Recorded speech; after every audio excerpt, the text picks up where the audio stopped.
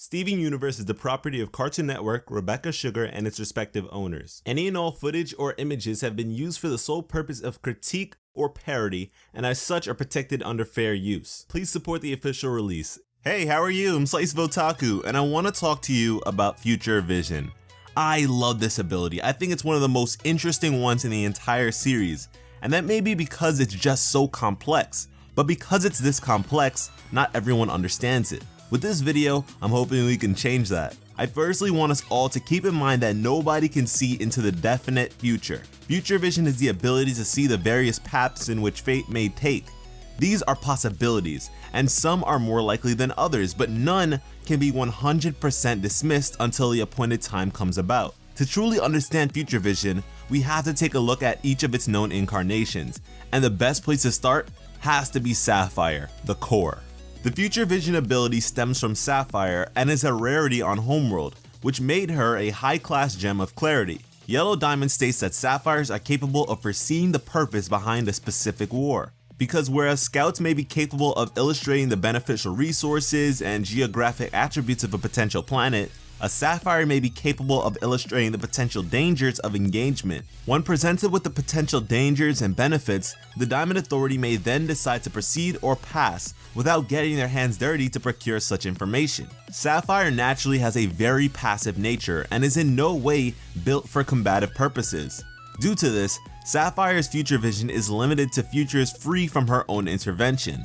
Future Vision is almost synonymous with Sapphire's thought process, so she tends to share her predictions with others often, which is her primary purpose. Because Future Vision encompasses the majority of her being and is so closely associated with her even passive mind state, she is prone to becoming cold towards events that may transpire around her. Think of Future Vision as a hurricane, in which Sapphire is the center, the eye of the storm.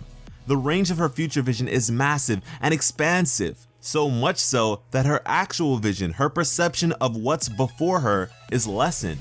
And for those of you who may not know, the eye of the storm, the center of the storm, is calm, because everywhere around it is spiraling, just rippling destruction and mayhem.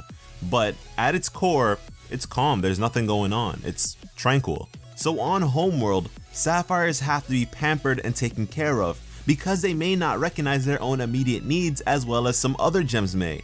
Also, with such tunnel vision, it would be incredibly difficult to engage in combat alone. Although, Sapphires could make for incredibly effective navigators as seen in the episode Jailbreak, in which Sapphire is capable of locating Ruby in a matter of seconds. By exploring the many pathways and possibilities displayed by her Future Vision, she is capable of creating a mental map of her surroundings and acts as a sort of GPS. The fewer possibilities, the more potent and accurate Future Vision may be. For instance, Future Vision is far less reliable on Earth than it would be on Homeworld. On Earth, anything can happen.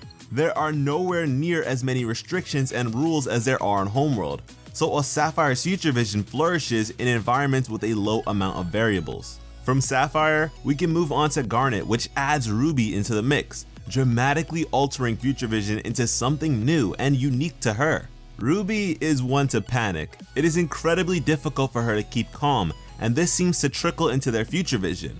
Garnet is able to foresee a multitude of future outcomes, regardless of how nonsensical they may be, because the inclusion of Ruby is the inclusion of paranoia in some capacity. Garnet also needs to concentrate to utilize her Future Vision capabilities, which displays a sort of disconnection made by Ruby. It's no longer second nature, but instead something that must be consciously activated, and she must have a purpose behind it. She has to be looking for or anticipating something, unlike Sapphire, who may unconsciously pick up on things. Because of all this, it seems like Ruby sort of tainted Future Vision, and it's lost a bit of potency. And although Garnet doesn't have the same range of sight as Sapphire does, she is able to include herself in her predictions. This is very important, as it can simultaneously keep her out of harm's way and allow her to take a more active role in the future of others. Ruby was able to defy the pathway of fate, and this holds true even as Garnet. Despite all the drawbacks this may present, Garnet is able to effectively decide her own future, rather than just witness it. Garnet also has the ability to share her Future Vision with others temporarily via a kiss. At this point, We don't yet know if this is exclusive to Garnet or if Sapphire can do the same, but I do think it would make sense for this to be limited to just Garnet.